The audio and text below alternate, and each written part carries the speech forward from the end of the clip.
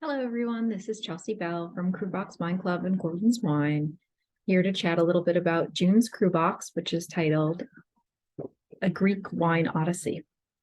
A couple years back, I think we went to Greece.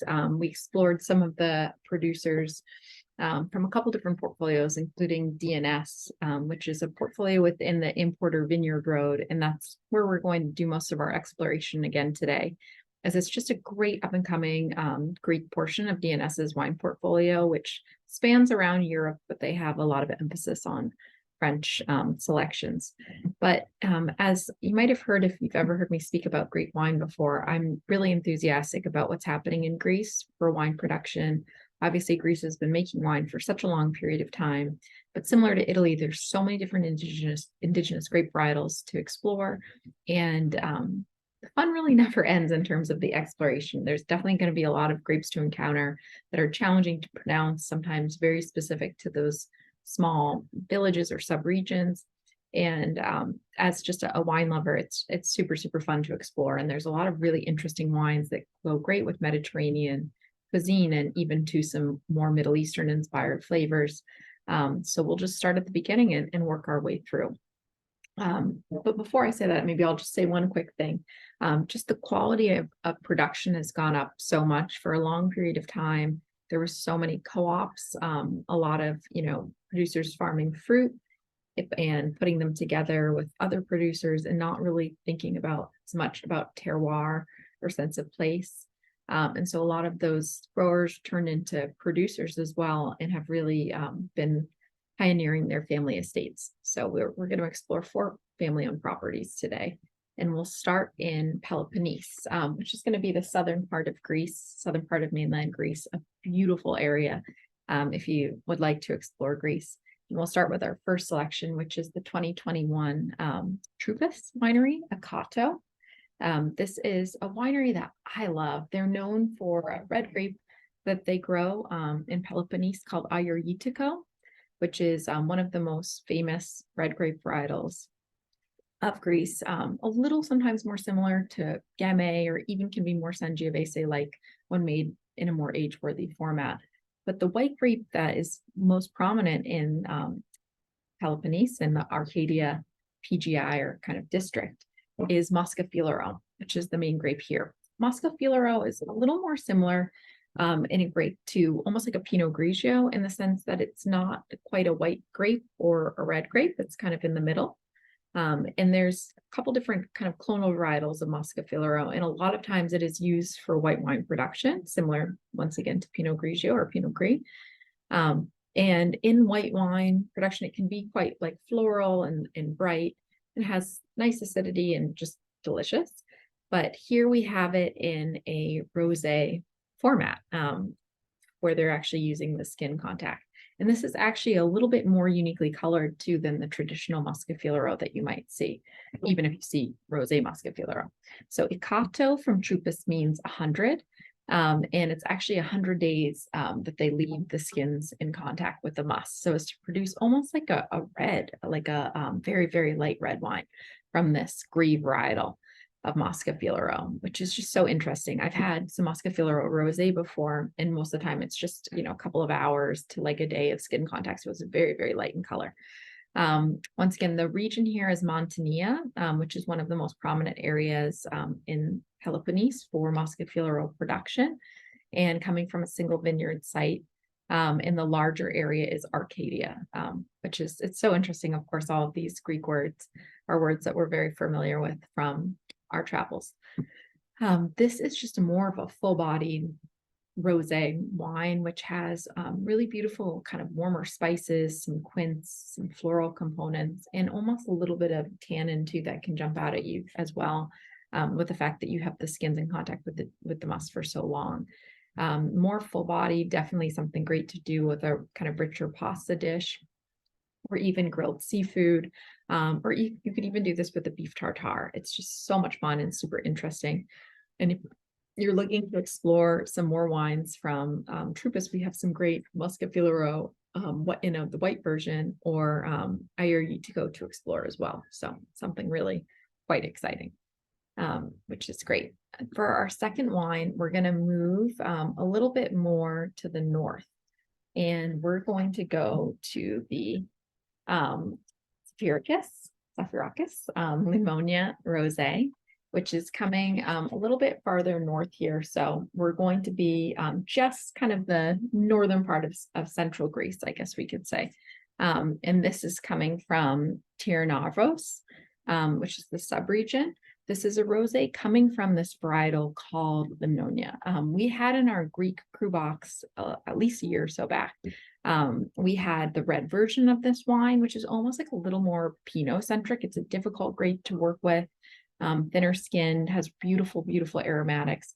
But this is the rosé version. The soils here are sandier soils with a high concentration of flint.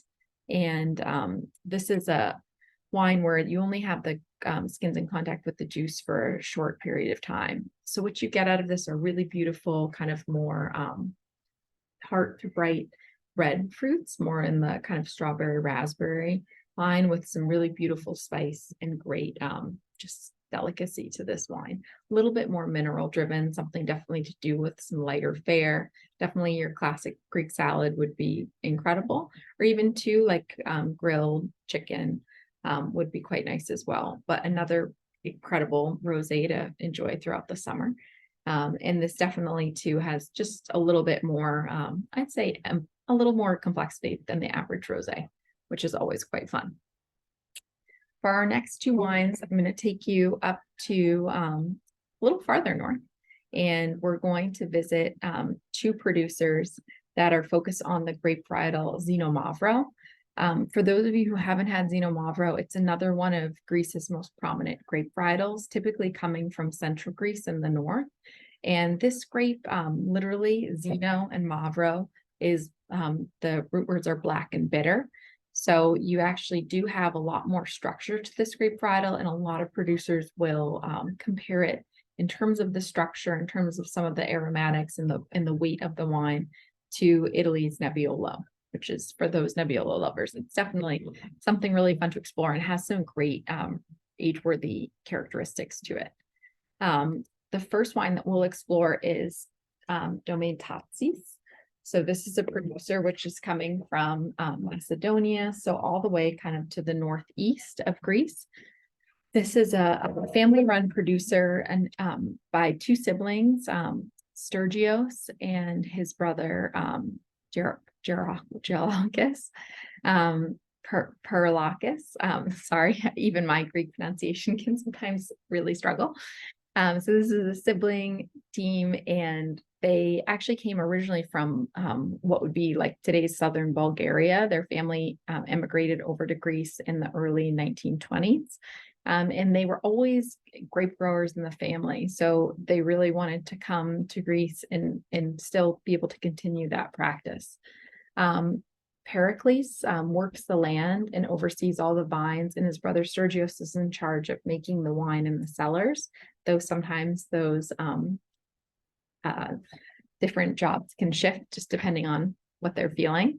They farm organically and biodynamically with biodynamic principles, and they don't use any commercial yeast, all indigenous yeast, try not to use any international varietals. And then they also too are always using older barrels as opposed to new oak.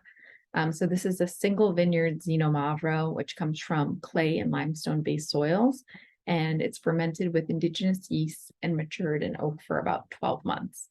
And also bottled unfiltered. So a beautiful wine, a little more savory, meaty, packed with some tannin and fresh dark fruit, and rustic, but at the same time, bright, refreshing, and really kind of thought-provoking wine.